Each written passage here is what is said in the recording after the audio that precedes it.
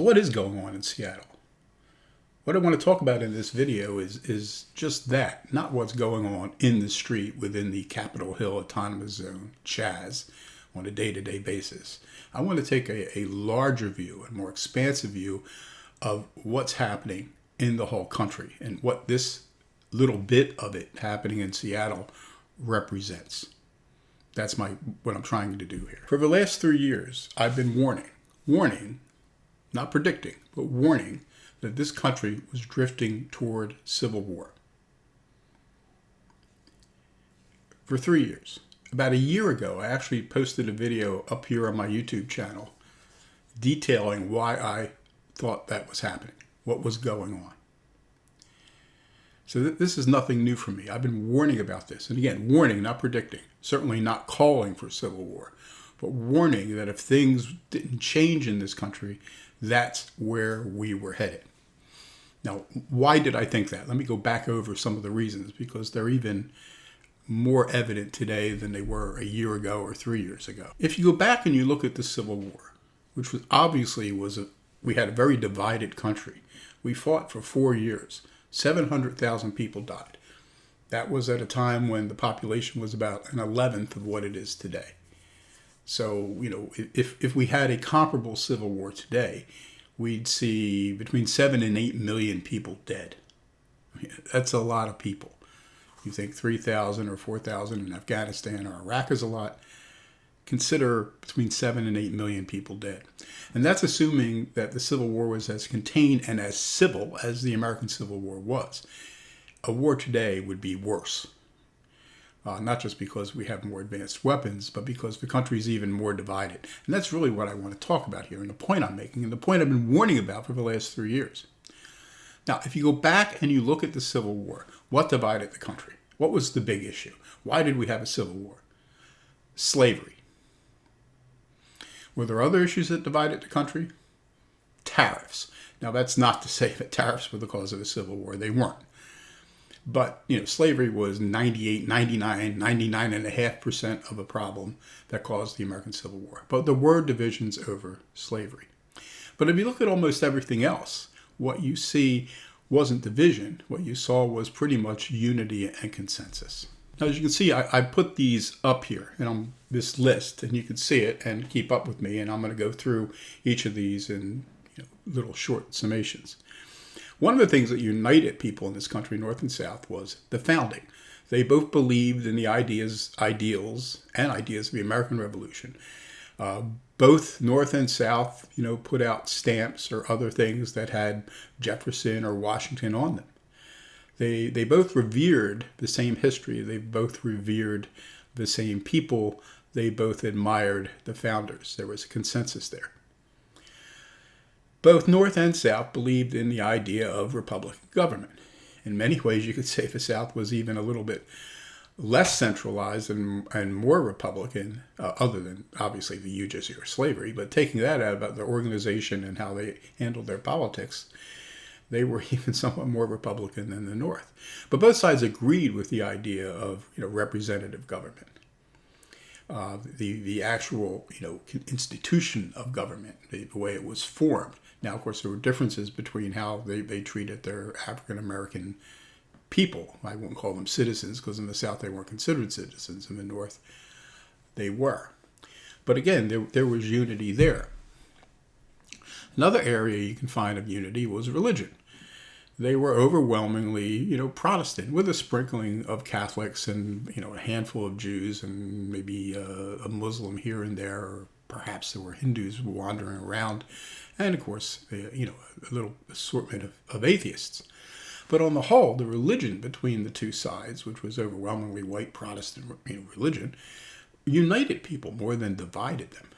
It was the divisions in the country that divided, say, the Baptists, but on the whole, in beliefs and the structure of belief and what people thought, it was the same pretty much between North and South. Both North and South embraced capitalism.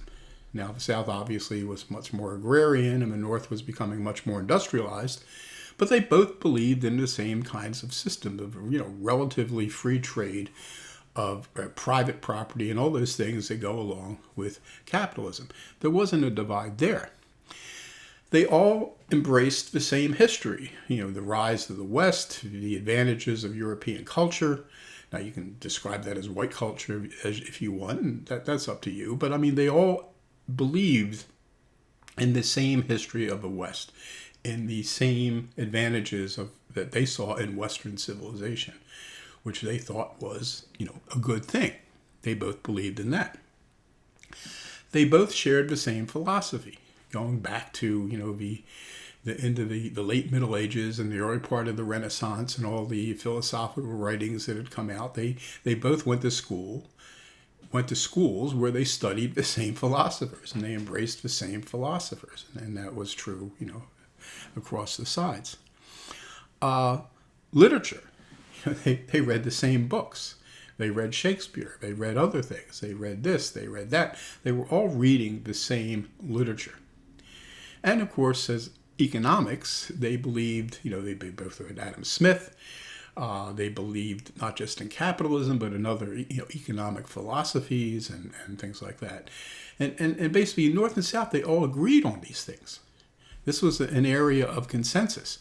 And that's one of the reasons why the Civil War never descended into the pits that you see other modern civil wars, the Spanish Civil War, the Russian Civil War, the Chinese Civil War, where at the end of these wars, the losing side, the soldiers usually ended up in pits, in mass graves, and the leaders were all tortured and executed.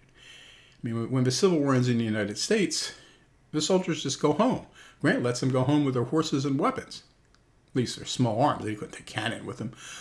But there wasn't, we never executed Jefferson Davis. We didn't execute Robert E. Lee. We didn't execute Braxton Bragg. We ended up naming a military base after him. The same with A.P. Hill or General Hood.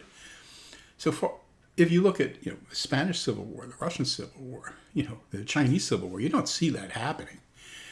There aren't military camps in communist China today named after Chiang Kai-shek or any of his generals. That's why the American Civil War was, in terms of modern civil wars, relatively civil. And that's why the death toll, as bad as it was at 700,000, wasn't worse. That's why we have statues to Confederates. That's why Confederates received pensions, Confederate veterans. Because we were trying to keep it together, and because basically, other than the issue of slavery, there wasn't much that divided North and South, relatively speaking. Not enough to go out and fight over and die over. So let's jump up to 2020, or you could go back to 2016, nothing's changed. And let's look at these same factors and what we could say about them today. So you can see the chart that I have up there. Let's start with what unites us today. Basically, tariffs. Now, there are differences in this country over trade, but I wouldn't say that they're partisan differences. There are Republicans who favor a tougher line toward China, for example, and there are Republicans who don't. But there are also Democrats, labor unions that favor a tougher line toward China, and there are others who don't. So about the only thing that unites us today is what used to divide us at the time of the Civil War, and that was tariffs. But what about the things that divide us? They're much more numerous and consequential, I would argue, than they were in 1860. Slavery is no longer an issue as an institution, but race is still an obvious issue, unless you've been living under that proverbial rock for the last 3 weeks now. You can see that race is still an issue in this country. The founding. The consensus over the idea of the founding is no longer there. There are people on the left who want to pull down the Washington Monument, destroy the Jefferson Memorial. Democrats used to have their big party day, which was Jefferson-Jackson dinners. Gone. They were both racists. And you can see that across the country now. The idea of the founding, there was a bunch of white men who were trying to preserve their own power in slavery. That's what the founding is all about. So the consensus over the founding, the consensus that existed at the time of the American Civil War, no longer exists. Republican government, gone. That consensus is gone too.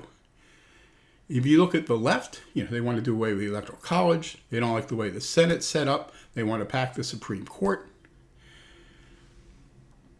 they don't revere Republican government. Many of them drift towards or have actually embraced socialism, and many of them are communist. You look at some of the Antifa types; they walk around with communist symbols. And then I was in college in the early '70s, and I had a history professor who told us he was a Marxist. I mean, he used to wear a long coat, and he had a little Greek fisherman's cap on it with a red star. I mean, and this guy was teaching me. And you can imagine what I was taught, his version of the Russian Revolution and what it was all about. So, I mean, this isn't some sort of secret. I mean, we know these people are out there, and they do not like the idea of Republican government. Bernie Sanders is a democratic socialist, but he's still a socialist. I mean, Kim Jong-un would claim he's a democratic socialist. Democracy is in the title of their names. It depends how you define true democracy. And when Bernie Sanders and others say they're democratic socialists, you have to understand that within socialism, the idea of true democracy is not the idea of bourgeois democracy, which is what we talk about in this country. So when they say they're Democrats too, they're talking about a different form of democracy. Religion doesn't provide a consensus in this country anymore. The people call the religious right, and you got the pagan left. A lot of the people on the left aren't even religious. They don't believe in religion. They think Christians are morons. They don't like the hard right Christian communities. So there again, what you see is the consensus over religion that existed at the time of the Civil War has disappeared. Excuse me. The same with capitalism. Capitalism was something that bridged the gap between North and South in the 1860s. It doesn't anymore. These people want to bring down capitalism. When they talk about, structural racism, what's the structure? The structure, if you get down into the weeds, is capitalism. Excuse me. That's the structure that they want to get rid of. They want to get rid of our economic system because they believe it's inherently racist. It's inherently unfair. And what they want to move towards is socialism. Now, of course, socialism hasn't worked anywhere in the world ever. But this time, I mean, they're Americans and they're progressives. So they want to get it right because they're smarter than everybody else. History. They don't look at the same history as we do. They want to destroy our history. That's why they're pulling down all the statues. That's why they want to eliminate in the schools mention of all these other things. I mean, my kids went to school in North Carolina. They're constantly moving up the start date of American history. It used to start at, Columbus. Now it starts, after the Civil War. All that's just being purged from a curriculum. We don't have a history anymore. They don't want us to have a history. Because history, to be a conservative, has to be something to conserve. So the way they're trying to defeat conservatives is to destroy our history, to destroy our past. So then there's no point in being conservative because there's nothing left to conserve. It's all gone. It's all been destroyed. And that's what we're sitting here witnessing day in and day out as the statues come down and other things come down and the curriculum in schools change.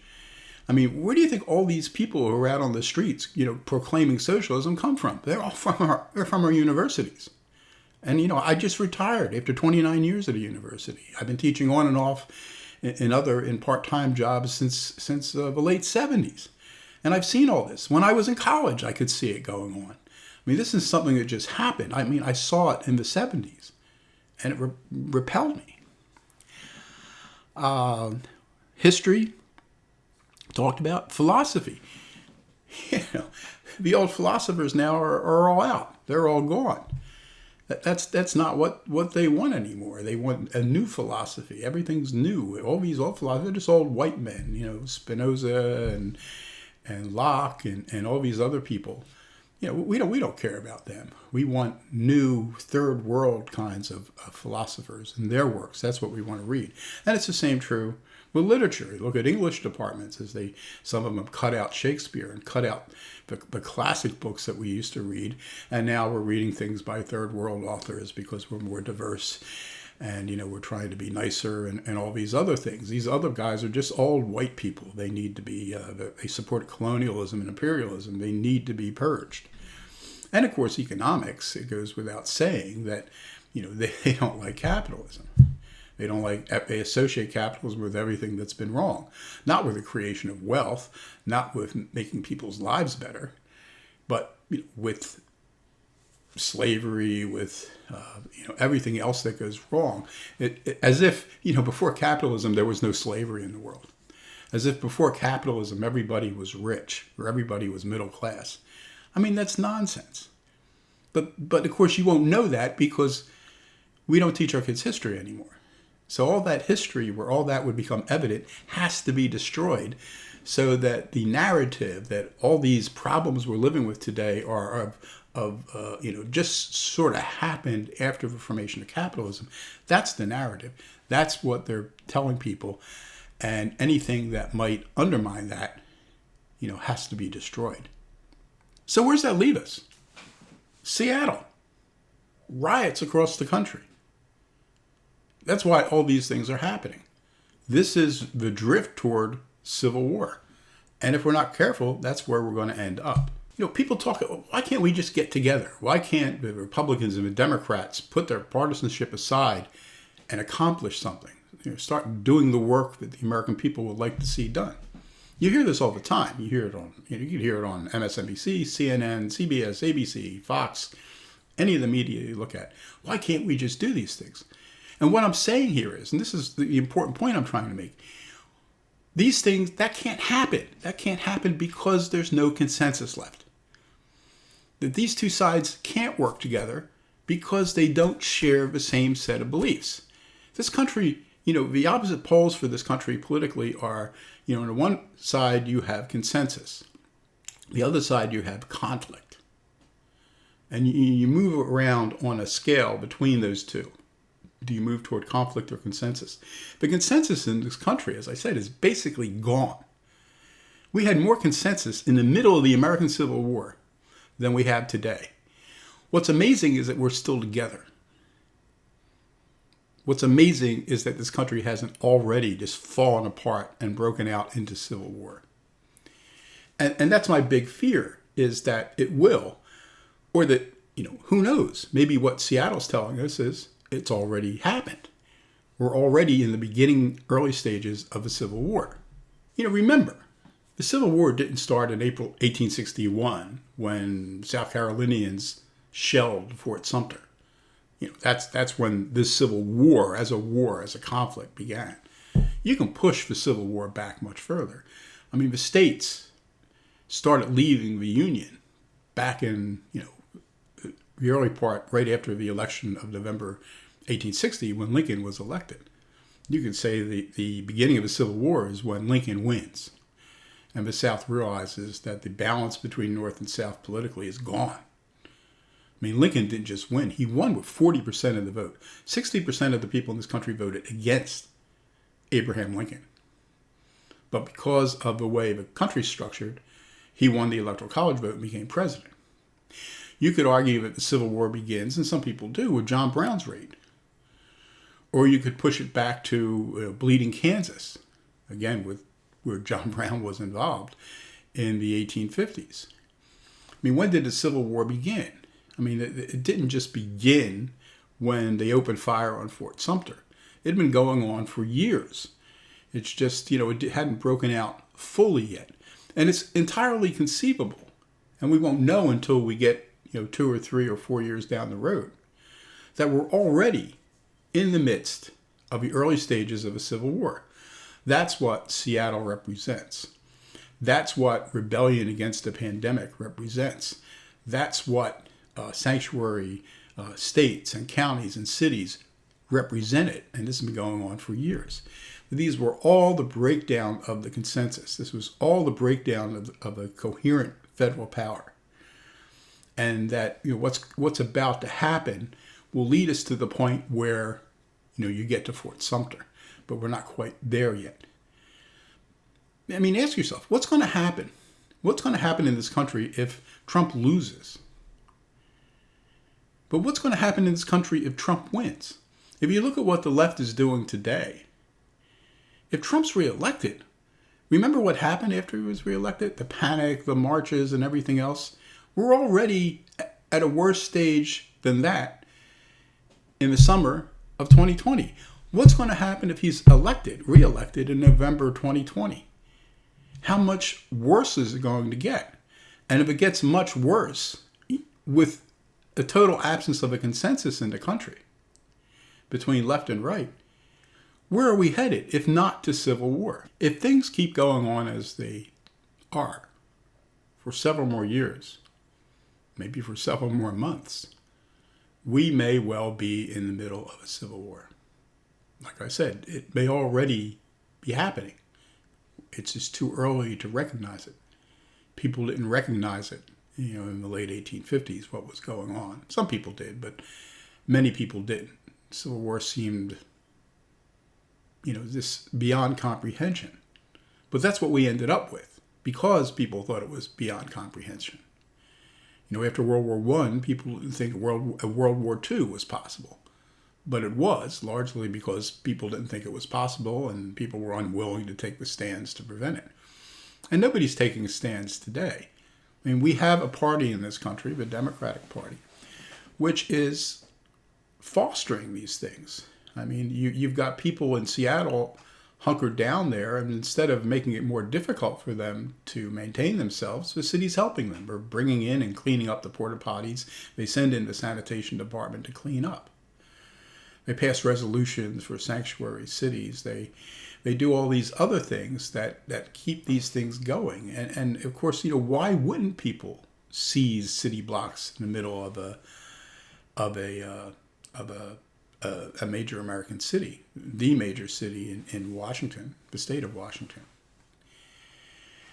People don't realize, how dangerous civil war is, how bloody it is, how it would tear this country apart, how many millions of people would die. And if we have another civil war today, because there is no consensus, whoever loses is going to end up dead. The soldiers on the losing side will end up in mass graves or in work camps somewhere, the equivalent of American gulags, because there is no consensus to make one side see the other as brothers. That's gone. That consensus is over. It's lost. It's dead. We're on life support now. We just don't recognize it. And people, I know that there's this sense of revolutionary momentum in the country that seizes people. It's seizing people on the left. Like, maybe this is the force that will not just get rid of Trump, but bring down this whole structure, this whole capitalist Republican government structure. They see it as revolution is usually seen in the beginning as a force that can't be stopped. But, not just because I'm a student of history, because, you watch the news. I'm old enough to have lived through what Tiananmen Square was. I saw the Soviet Union collapse. The communist states in Eastern Europe collapsed. And here was China seemingly on the verge of collapse. There were, hundreds of thousands of people protesting around China, especially in Beijing. You turned on the news every night and you could see it. It looked like a force that couldn't be stopped. China was next. That's the way it was looked. That's the way it was being reported. And then Tiananmen Square, early June, boom, it was all over. It was 30 years ago. China's stronger than ever. What happened? Now, again, I'm not suggesting that what we need to do is an American Tiananmen Square. Far from it. But my point is that revolutionary momentum, which seems unstoppable, often isn't. It can be stopped. And it can be stopped by somebody simply saying, enough. And the reason it's continuing now is because in these cities, all run by Democrats, none of the mayors, none of the governors want to say, enough. So they let it keep going. And as long as you let it keep going, it just keeps gathering momentum. This is part of the danger of heading towards civil war. If this thing continues to gather momentum, then that's where we'll end up, because nobody's going to sit there and let them take over the entire country. Certainly not states that are primarily dominated by Republicans. It's not going to happen. So what are you going to get to a state where the Democratic states allow this to go on and the Republican states don't? There's your setup for a civil war. You have one group allowing something, the other group not allowing something. In the Civil War, one group allowed slavery, the other group didn't. There's your alignment. That's where it breaks down. And if it breaks down, it's going to be bad. And I think, it would be a whole other video to try to explain which side would win. But I think I know which side, would come out on top for a variety of reasons. But, you don't want to go there because whatever side you're on, it's going to be a horrible mess. Millions of people in this country will die. If an equivalent of a civil war would kill 7 to 8 million, double that, triple that. I mean, we could have 10 to 30 million people dead in this country if an actual civil war breaks out. Not just from being killed on a battlefield. There would be civilians massacred, disruptions of food supply and everything else. People would be dying. Sick people wouldn't get their drugs. They'd die. I mean, you would have tens of millions of people dying in this country if it's a civil war. And we're getting closer and closer and closer. As I said, I've been warning for 3 years that we're headed this way. And nothing's changed. All we've done is every year we take a few more steps toward the abyss. That's why I call this channel The Abyss Beckons, because it does. 3 years ago, I could see the chasm. Today, I can wake up, look at the news, and I can look down into the chasm. And it's deep. And if we don't pull back, if the left doesn't pull back, if the left thinks that momentum's on their side and they just need to keep pushing, that's where we're going to end up. And it's not going to be pretty. I'm out of here.